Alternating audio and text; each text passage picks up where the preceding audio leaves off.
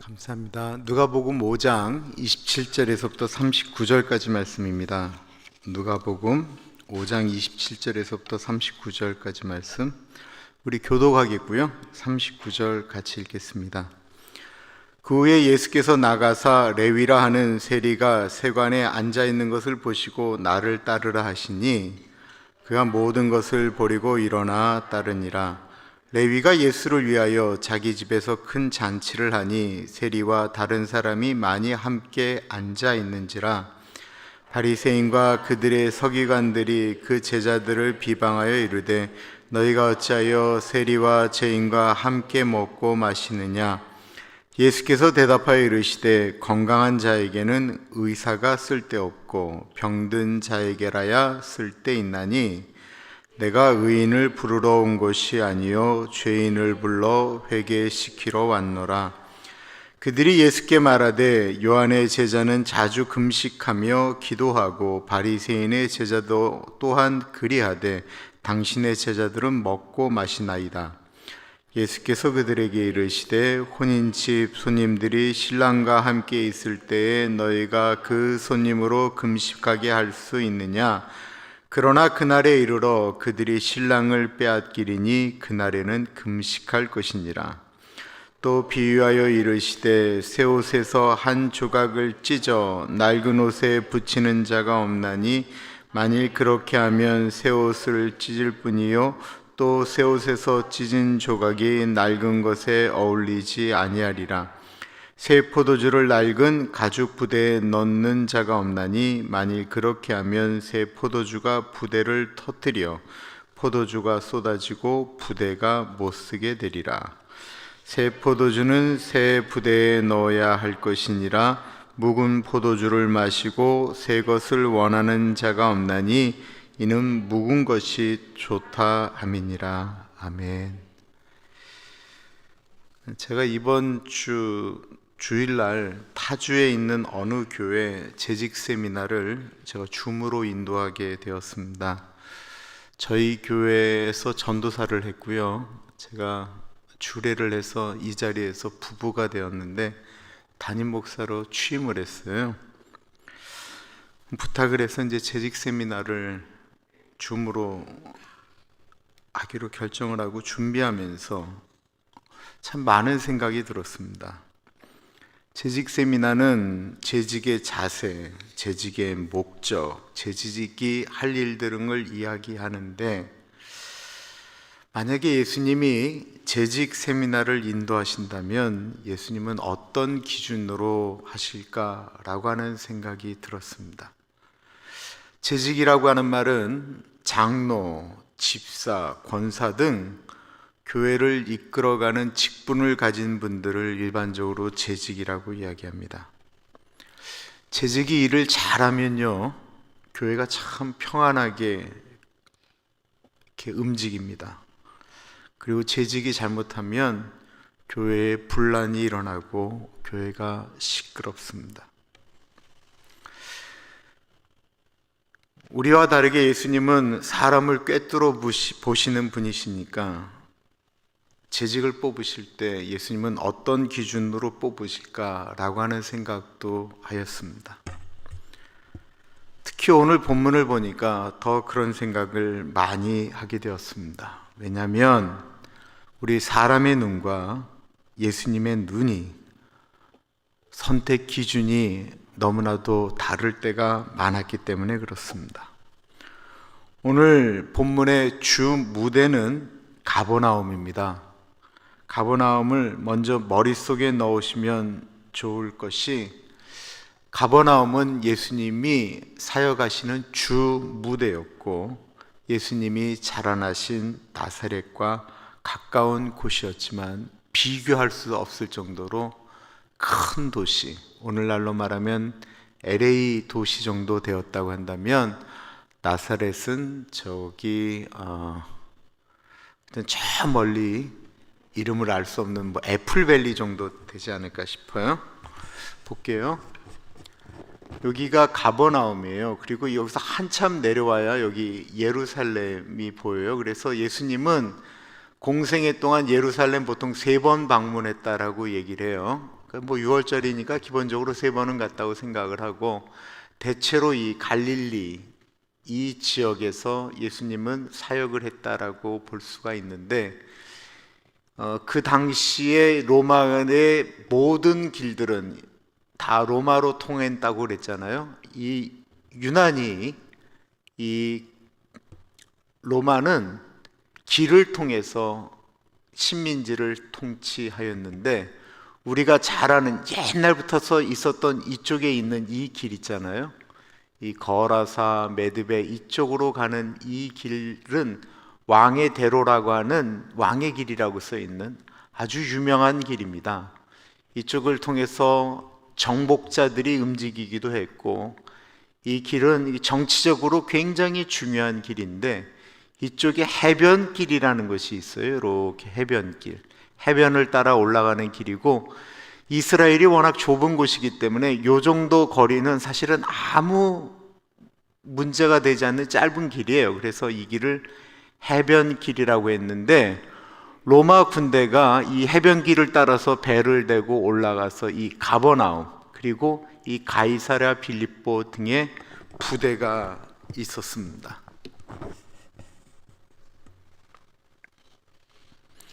이 가버나움이 한 젊은이 때문에 아주 시끄러워지기 시작했어요. 2000년 전에. 그는 나사렛이라고 하는 촌동네에서 태어난 분이었죠.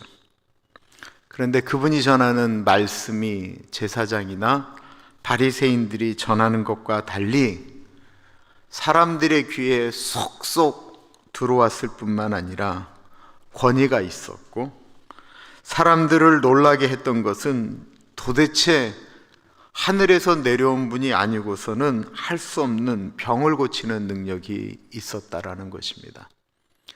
어제 본문에 보면 지붕을 뚫고 중풍병자를 내렸을 때 그 중풍병자를 고치는 이야기가 나오죠.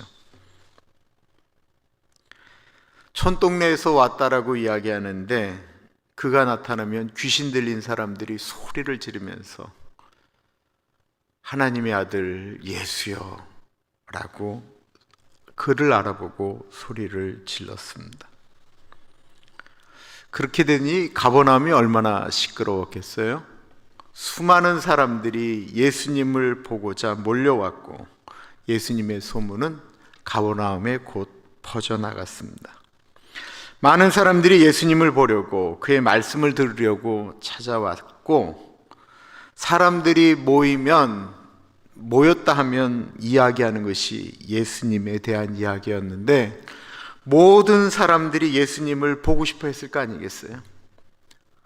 그런데 예수님이 보고 싶어도 사람들이 많이 모이는 곳에 예수님을 볼 수 없었던 사람들이 있었습니다.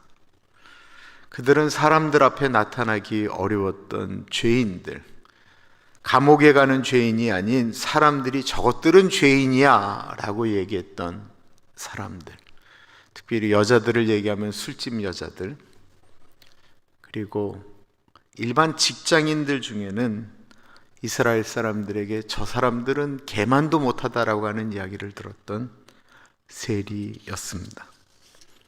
그럼 세리는 어떤 존재였길래 사람들이 있는 많은 곳을 갈 수가 없었을까요? 세리는 오늘날로 말하면 CPA와 같은 존재이죠. 세무사 직원이라고도 얘기할 수 있습니다. 당시 세리는 정말 돈을 많이 벌었습니다.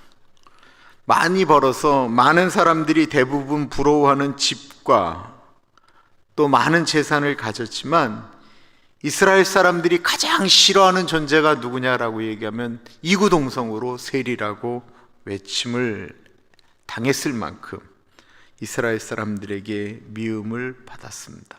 그럼 이들이 왜 이런 미움을 받았을까요? 당시 이스라엘은 로마의 식민지였죠.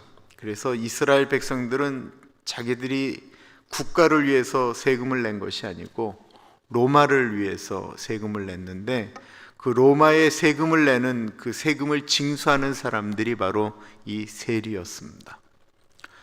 여러 세가 있었는데 이 세리들이 세금을 매기면 이스라엘 백성들이 그 돈을 내야 되는데 이 세리들이 로마에다 띄워주는 돈 외에 자기들이 가질 돈을 더 많이 이렇게 청구했다라는 것입니다. 근데 우리가 그림을 그려보면 이런 생각이 들죠. 본인네만 먹은 게 아니고 또 다른 사람들한테 이렇게 집어줬을 거예요. 그러다 보니까 세금의 액수가 늘어났고, 이 가버나움이라고 하는 것처럼 아까 그 해변길을 따라 들어가는 것은 무역로이기 때문에 들어오고 나가는 모든 것들에게 세금을 매기는 것은 이 세리의 마음이었다고 그래요. 그 마차가 들어가면 세금을 뭐로 기준을 했냐면 이 마차의 바퀴의 크기를 딱 재보고는 바퀴가 크면 많이 달라고 그랬다라고 기록이 나와 있어요. 왜 이런 세리들이 많아졌는가 생각을 해보면 꿈을 잃어버린 거죠. 이스라엘이 독립하려고 애쓰기는 많이 애썼지만 나중에는 이게 로마라는 나라가 너무 거대하니까 나중엔 독립운동하는 걸 포기하게 됩니다. 그러자 젊은이들 마음 가운데 이참에 그럼 돈이라도 많이 벌자라고 하면서 돈을 가장 많이 벌 수 있었던 직업이 바로 세리였다라는 것입니다. 레위가 그 중에 한 명인 세리였습니다. 레위는 마가복음에 보면 알페오의 아들이다라고 나오고 있는데요, 이름 그대로 레위 지파, 제사장은 레위 지파거든요. 그러니까 이 레위는 이름만 레위뿐만 아니라 그 집안 자체가 진짜 레위 지파의 제사장 가문이었다라는 것입니다. 그래서 그의 아버지 알페오는 이 아들을 낳은 다음에 그 아들을 자기의 조상 레위와 같은 존재로 만들기 위해서 그의 이름을 레위라고 지었습니다. 레위의 뜻은 연합이다라고 하는 뜻을 가지고 있습니다. 아버지는, 엄마는 이 레위를 낳았을 때 이 레위가 하나님과 연합하는 그런 제사장적 삶을 사는 아이로 자라기를 원했던 것입니다. 그러나 레위는 자라나면서 하나님과 연합하는 것을 포기하고 세상과 돈과 출세와 연합하기로 결정하였던 것입니다. 돈을 버는 것이라고 한다면 비록 동족들에게 욕을 먹는다 할지라도 나는 세상과 연합하겠다라고 결정을 한 것입니다. 오늘날 같으면 누구도 욕을 안 먹을 일이에요. 요즘처럼 돈이 그냥 최고인 세상에서 돈 벌기 위해서 돈과 연합했다고 누가 뭐라고 그러겠어요? 부러워하지. 그러나 당시 이스라엘은 식민지였기 때문에 그 느낌이 완전히 달랐던 것입니다. 그리고 레위는 자기가 소망한 대로 큰 부자가 되었습니다. 그런데 막상 돈은 벌었는데 마음이 편한 것이 아닙니다. 돈은 벌었는데 관계를 잃어버린 거예요. 공동체를 잃어버렸어요. 같이 자랐던 친구들도 이 레위에게 다 등을 돌렸습니다. 그리고 친척인 레위 지파인 제사장들도, 성전에서 일하는 사람들도 그 돈과 연합한 이 레위와는 다 거리를 두었습니다. 이제 돈을 벌었기 때문에 가족을 위해서 친구들에게 한턱 근사하게 내고 싶은데도 잃어버린 사랑, 잃어버린 사회, 잃어버린 친구, 잃어버린 공동체는 점점 더 이 레위와 멀어질 수밖에 없었다라는 것입니다. 레위도 다른 사람들처럼 나사렛 예수를 만나보고 싶었습니다. 레위도 다른 사람들이 예수님을 만나고 인생이 변화되었다라고 이야기하는 것처럼 자신의 이 공허한 마음 때문에 예수님 만나서 인생 문제를 좀 상담하고 싶었습니다. 그러나 세리를 싫어하는 사람들이 모인 곳에 레위는 도저히 갈 수가 없었던 것입니다. 그리고 자기처럼 세금 많이 걷어서 부를 착복하는 자기 같은 존재를 선지자 하나님의 아들이라 부르는 예수님이 상대하지 않을 것이라 생각했을 것입니다. 그러던 어느 날 세관에서 세금을 걷고 있던 이 레위의 눈에 시끌시끌한 사람들 무리가 오는 것을 발견하게 됩니다. 딱 봐도 소문만 듣던 예수님의 무리다라고 하는 것을 알 수가 있었습니다. 그 예수님이 이 레위가 지키는 그 세관을 지나가시는 거예요.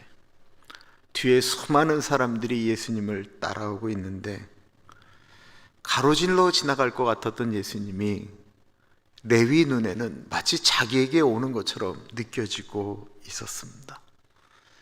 예수님이 점점 가까이 오면 가까이 올수록 이 레위의 심장이 백박이 빨리 뛰기 시작합니다. 너무 부끄러워서 고개를 숙이고 있는데 이맘쯤 되면 예수님이 지나갔을 것이다라고 생각하고 고개를 드는 순간 예수님과 이 레위의 눈이 마주치게 됩니다. 손가락질 받는 죄인과 존경받는 선생님의 만남이었습니다. 레위는 부끄러웠습니다. 예수님은 마치 레위의 죄를 다 아는 것처럼 레위를 많이 쳐다보고 있습니다. 레위는 다시 예수님의 눈을 바라볼 수가 없어서 고개를 떨구었을 때 레위는 귀를 의심할 만한 소리를 듣게 됩니다. 그 후에 예수께서 나가사 레위라 하는 세리가 세관에 앉아 있는 것을 보시고 나를 따르라 하시니, 상상할 수 없는 말씀. 모든 사람들이 이스라엘의 악질, 어떤 나쁜 사람이라도 구원받지만 저 세리만큼은 구원받을 수 없을 것이다라고 이야기 듣는 자신에게 예수님이 나를 따르라 말씀하시는 것입니다. 레위는 예수님의 말씀을 듣는 순간 지금까지의 공허, 지금까지의 아픈 마음들, 나는 도대체 무엇을 하며 살았나? 만약에 이 부르심이 내 인생에 있어서 마지막 살 수 있는 기회는 아닐까? 레위는 짧은 순간 고민하다가 그 자리에서 벌떡 일어났습니다. 그가 모든 것을 버리고 일어나 따르니라. 예수님이 세리를 보고 나를 따르라 말씀하신 것도 너무나도 충격적인데, 그 말씀을 들은 죄인 세리가 그 자리까지 올라가기 위해서 그 애쓰고 노력했던 모든 것들을 다 내려놓고 일어나서 예수님을 따랐다라고 하는 것은 사람들에게 더 놀라운 이야기입니다. 많은 사람들이 나도 예수님의 뒤를 따라가겠다라고 말은 하고 기도하고 예배 시간에 서원하지만 참 쉽지 않습니다. 그런데 레위는 모든 것을 버리고 일어나 따랐다라고 표현하고 있습니다. 레위의 결단이 잘 나타난 것은 일어났다라는 것입니다. 계속 앉아있으며 고민했으면 그러지 못했을 거예요. 그런데 레위는 그 자리에서 일어났다라는 것입니다. 더 이상 세상과 연합하지 않겠다라고 결심하고 일어난 거예요. 그 일어남이 시작이었다라는 것입니다. 죄악된 자리에서, 그런 자리에서 일어나는 것이 시작이다라는 것입니다. 우리가 앉지 말아야 될 때 앉아있을 때가 너무 많다라는 거예요. 일어나야 되는데 일어나지 않고 고민만 한다라는 거예요. 앉아있으면서 일어나야 되는데 앉아 있으면서 나는 예수님을 따라가겠나라고 거기서 결단하고 계속 앉아 있다라는 것입니다. 앉아 있기 때문에, 머물러 있기 때문에 사실은 아무 일도 일어나지 않는 거예요.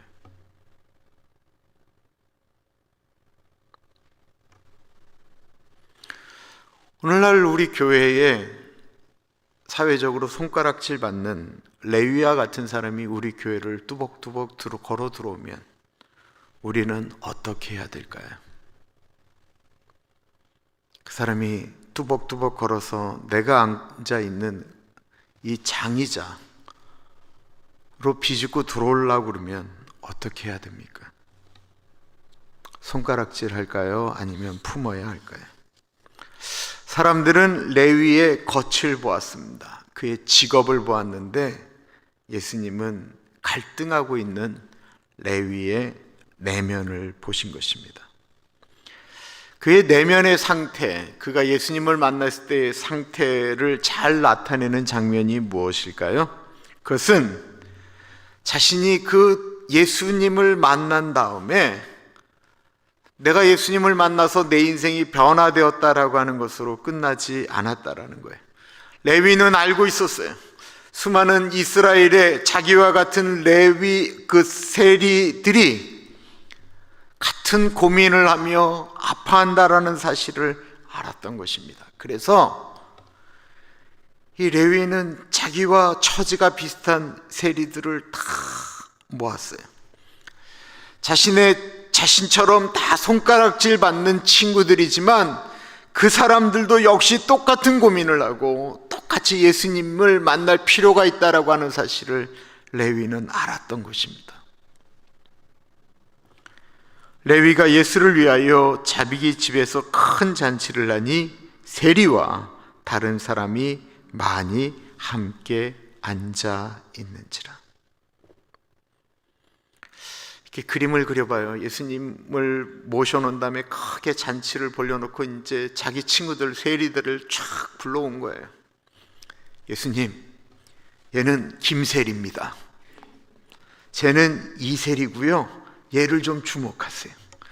얘가요, 훗날 이렇게 조그만 공을 큰 채로 휘두르는 그런 일을 잘해요. 세리인데 얘 이름이 박세리예요. 박세리. 이 정도로 우드시면 어떡해요? 내가 이걸 얼마나 많이 준비했는데. 다시 한번 박세리예요. 박세리. 그렇지. 최세리, 하세리 그 자리의 분위기가 이렇게 느껴지세요? 세리들은 하나같이 같은 마음이었을 것입니다. 세리가 모인 곳에 자신들을 경멸하는 바리새인들, 서기관들은 한 명들도 들어오질 않았어요. 여기는 모두 죄인들이 모여 있어요. 그들도 다 예수님을 만나보고 싶었어요. 예수 앞에 가면 모든 문제가 해결되어진다 그러고 그의 말씀에 이렇게 심장을 건드리는 말씀의 권위가 있다라고 하는 그 예수님을 다 만나고 싶었어요. 그런데 그 예수님이 앉아 계시는데 이 레위가 한 명씩 소개를 하면 예수님이 따뜻한 눈초리로 반갑게 맞아주시는 거예요. 어땠을까? 그 마음속에 이렇게 어떤 뭉클함 같은 게 올라오지 않았을까요? 너무나도 힘들면서 친구들에게 버림받고 손가락질 받고 자기가 낳은 자식들도 아빠 제발 좀 세리 좀 그만둬, 아빠 제발 우리 그냥 굶어 죽어도 좋으니까 제발 좀 그만둬, 이런 소리를 들었던 아버지가, 그 마음속에 있는 아픔이 있었던 그 아버지가 예수님이 손 한번 잡아주시고 할 때 그 눈물 나지 않았겠습니까? 여태까지 사람 취급을 못 받았는데 그 존경받는 예수님이 사람 취급을 해주는 거예요. 예수님이 그들에게 무슨 말을 한 것이 아니에요. 그냥 빵 띄워주고 포도주 따라주고 그랬을 거예요.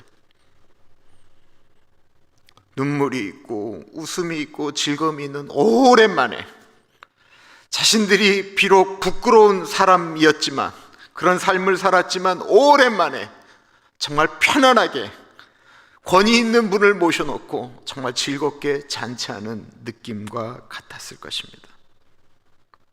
예수님은 아무 말씀을 안 하셨는데 그들의 마음 가운데 하나님이 느껴지는 거예요.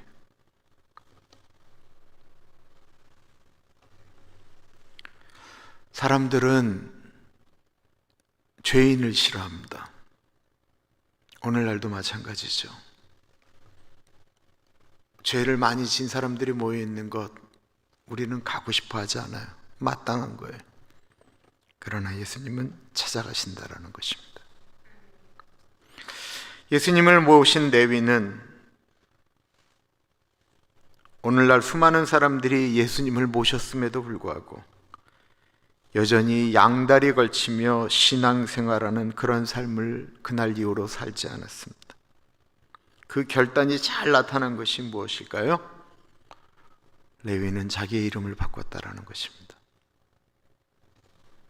레위는 더 이상 레위라는 이름을 쓰지 않았습니다.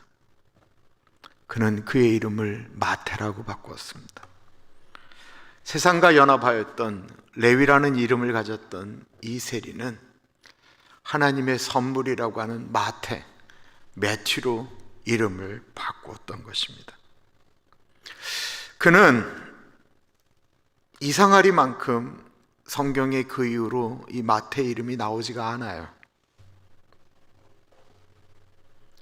그런데 훗날 우리가 신약을 처음 열면 썼던 그 마태복음을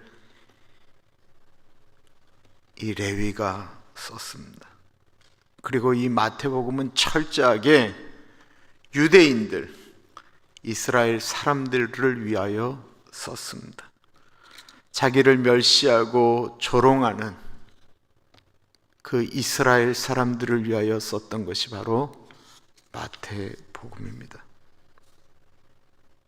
만약에 예수님이 레위를 다른 사람들처럼 경멸했다고 한다면 마태복음은 나오지 않았을 것입니다. 그리고 이 마태복음에 레위는 자신의 부끄러웠던 직업이나 이 모든 것들을 있는 그대로 다 드러냅니다. 그러니까 레위는 사람의 눈에는 분명히 죄인이었고 손가락질 받는 사람이었는데 예수님의 눈에는 보배로운 사람이었다라는 것입니다. 지금 우리 옆에는 그냥 아는 분이 앉아 계시는 게 아니에요. 예수님 눈에 대단히 보배로운 분이 앉아 계신다라는 것입니다. 그런데 여전히 레위의 진가를 모르고 죄인의 시선으로 보며 죄인들과 식사하는 예수님을 경멸하는 사람들이 있었습니다. 누구일까요? 이들은 세상으로 보면 도덕적으로 산 사람들입니다. 30절이에요. 바리새인과 그들의 서기관들이 그 제자들을 비방하여 이르되 너희가 어찌하여 세리와 죄인과 함께 먹고 마시느냐? 예수님께서 세리와 죄인들과 함께 식사하는 것을 본 바리새인과 서기관들이 예수님의 제자들에게 문제를 제기하면서 예수님을 정죄합니다. 어찌하여 너희 선생 예수가 죄인들과 함께 음식을 먹을 수 있느냐라는 것입니다. 이건 예수님에게 단순히 시비를 걸려고 했던 것이 아니에요. 이들이 정말 당연한 문제를 제기한 것입니다. 이 유대인들이 가장 중요시 여기는 것을 예수님이 어겼다라는 거예요. 그건 뭐냐면 식탁 정결법, 거룩의 법을 어겼다라는 것입니다. 유대인들이 안식일 못지않게 가장 중요시 여기는 것이 이렇게 식탁 문화였다라는 거예요. 유대인들은 입으로 무엇이 들어가느냐가 굉장히 중요했습니다. 그래서 먹는 자리는 단순히 먹는 자리가 아니고 거룩함을 나타내는 자리였다라는 것입니다. 그들은 먹을 수 있는 것과 먹어서는 안 될 것을 정확히 구분했습니다. 음식을 담는 그릇도 다 구별을 했습니다. 음식과 그릇을 구별했을 뿐만 아니라 가장 중요한 것을 구별했는데 그것은 밥을 누구랑 먹느냐를 구별했다라는 거예요. 한 식탁에 함께 앉아서 밥을 먹을 수 있는 사람과 절대로 먹을 수 없는 사람이 구별되어져 있는데 이것이 굉장히 중요한 율법이었다라는 것입니다.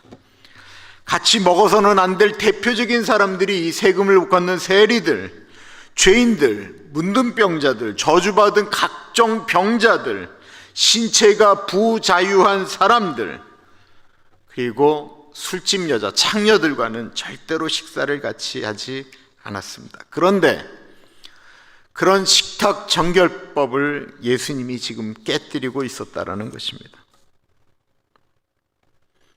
거룩이라는 말 여러 번 들으셨을 거예요. 카도시라고 그래요. 카도시.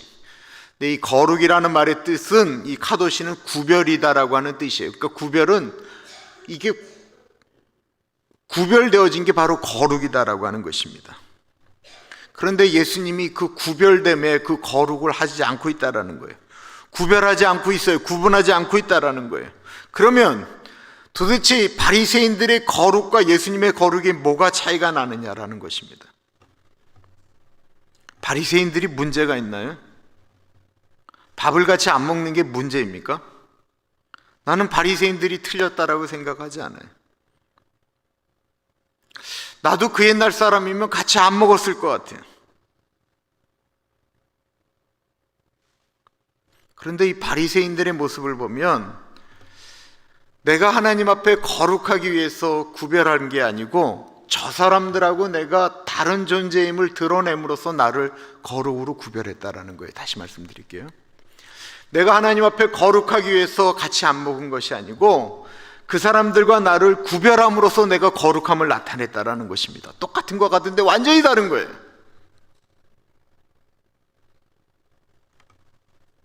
그래서 자신의 거룩함을 나타내기 위해서는 그들은 죄인이어야만 해요. 그들을 손가락질하고 그들과 구별함으로써 자기의 거룩을 나타냈다라는 것입니다. 오늘날도 얼마나 많은 이런 구별됨에 의한 거룩이 있습니까? 우리는 싫은 사람과 식사를 안 할 권리가 있어요. 왜 싫은 사람 앞에서 밥을 먹으면서 내가 소화가 안 돼야 돼요? 그게 죄라고 이야기할 수는 엄밀한 의미에서 없어요. 여러분들 입으로 그 원치 않는 사람하고 식사하는 분들 계세요? 그 굉장한 분들이죠. 대단한 분들이죠. 내가 원치 않는 사람과 식사를 안 하는 게 그게 뭐가 문제가 되고 죄가 되겠어요? 그걸 만약에 죄라고 얘기한다면 그건 너무 심한 거 아닙니까? 밥이라도 좀 편하게 먹어야지.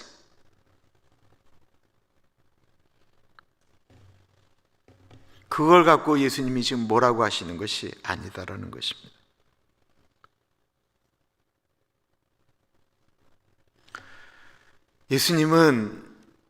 예수님과 식사하는 세리들이 죄인이 아니다라고 말씀하신 적 없습니다. 그들이 옳은 일을 하고 있다라고 말씀하신 적도 없어요. 그들이 바리새인들이나 서기관들보다 괜찮다라고, 도덕적이다라고 말씀하신 적도 없어요. 그럼 예수님은 뭐라고 말씀하셨습니까? 예수께서 대답하여 이르시되 건강한 자에게는 의사가 쓸데없고 병든 자에게라야 쓸데있나니 내가 의인을 부르러 온 것이 아니요 죄인을 불러 회개시키러 왔노라. 여기서 건강한 사람은 누구예요? 바리새인들이에요. 그럼 이들이 정말로 건강한 사람들이었습니까? 이들의 건강함은 세리들의 삶에 비하면 건강하다라고 예수님이 그냥 불러주신 거예요. 이들의 건강함과 이들의 의로움은 하나님 앞의 의로움과 건강함이 아니고 다른 사람과 비교하고 구별됨으로 낫다라고 본인들이 생각하는 것이었습니다.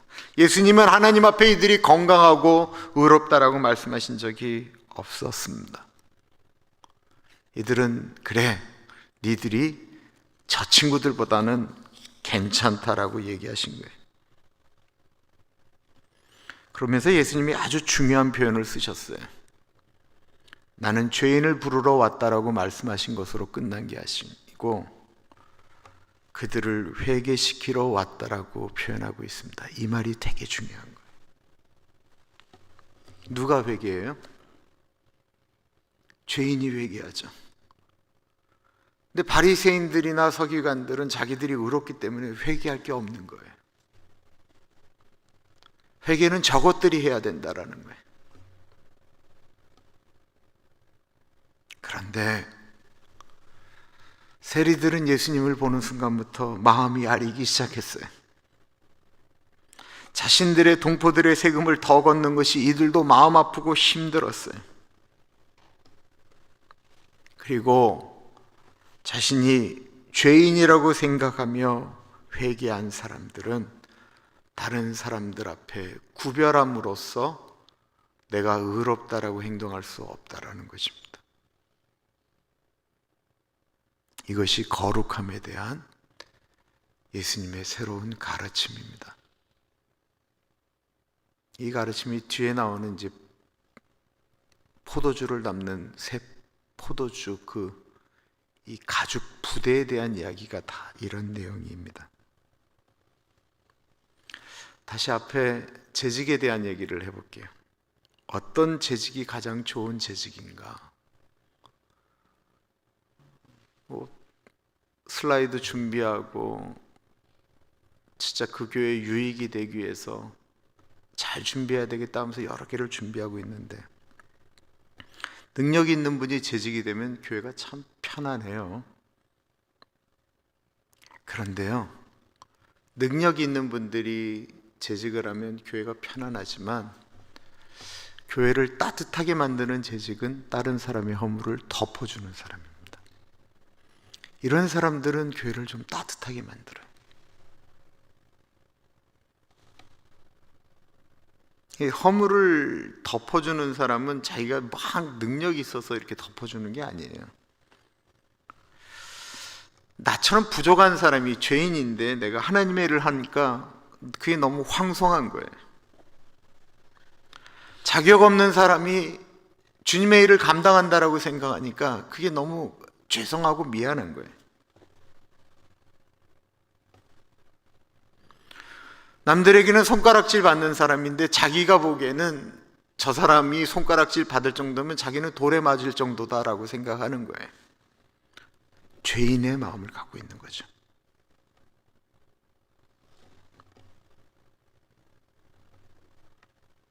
남들을 손가락질 할 줄 아는 바리새인과 같은 마음을 갖고 있는 사람이 자신을 위해 얼마나 회개하겠습니까?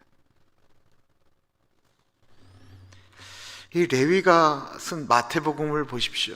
오늘날의 모든 도덕적인 이 땅을 예수 믿는 사람들이 어떻게 살아가야 되나, 그걸 쓴 사람은 마치 도덕 교사가 쓴 것 같아요. 그러나 그것뿐만이 아니에요.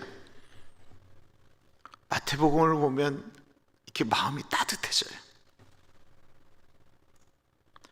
심령이 가난한 자는 복이 있나니, 애통하는 자는 복이 있나니, 화평케 하는 자는 복이 있나니, 의에 줄이고 목마른 자는 복이 있나니,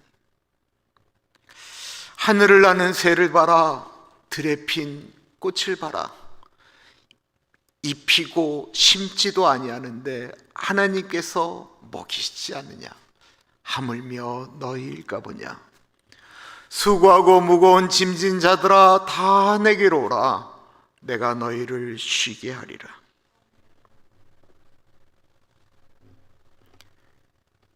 이 레위가 예수님 만나서 마태가 된 다음에 그의 복음서는 이렇게 따뜻해.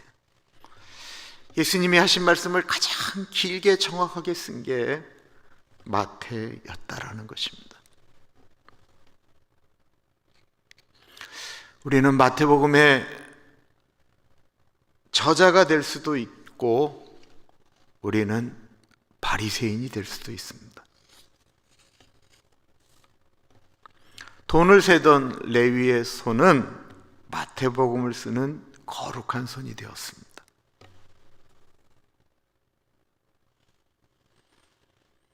예수님이 오늘 이 시간 나를 따라오너라 라고 말씀하시면 우리는 어느 자리에서 일어나야 할까요? 우리는 어떤 모습으로 일어나야 되겠습니까? 평생에 진짜 원하는 것이 있다고 한다면 내 자신에게는 철저하고 다른 사람에게는 관대하고 싶은데 그게 참 되지를 않습니다. 그런데 마태는 그렇게 된 것 같아. 자기 자신에게는 철저하게 살면서 다른 사람에게는 관대하였습니다.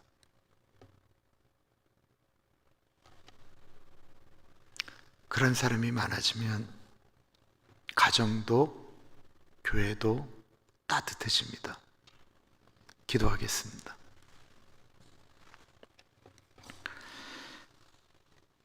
참으로 존귀하신 하나님 아버지, 레위를 부르신 예수님의 마음이 느껴집니다. 사람들이 보기에는 구제불능인데 주님이 보시기에는 아름다운 마태복음을 쓸 하나님의 귀한 사람입니다. 존귀하신 하나님 아버지, 우리의 마음도 지금 눈에 보이는 것을 가지고 사람을 판단하는 것이 아니고 하나님이 사랑하시는 사람이다라고 하는 마음으로 바라볼 줄 알게 하여 주옵소서. 또한 우리에게도 하나님 레위와 같은 마음을 주십시오. 아버지가 이러라고 하는 곳에 일어날 줄 아는, 버리라고 하는 것을 버릴 줄 아는 우리들이 되어지기를 소원합니다. 지금은 우리 주 예수 그리스도의 은혜와 우리를 너무나도 사랑하셔서 하나밖에 없는 아들을 넉넉하게 보내주신 하나님 아버지 그 크신 사랑하심과 성령 하나님 감화감동 역사 충만 교통하심의 놀라운 은혜가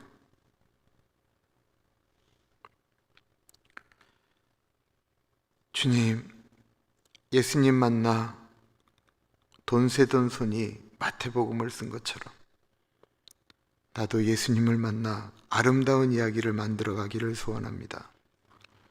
다짐하는 사랑하는 주의 백성들 머리 위에 지금으로부터 영원토록 같이 하시길 간절히 축원하옵나이다. 아멘.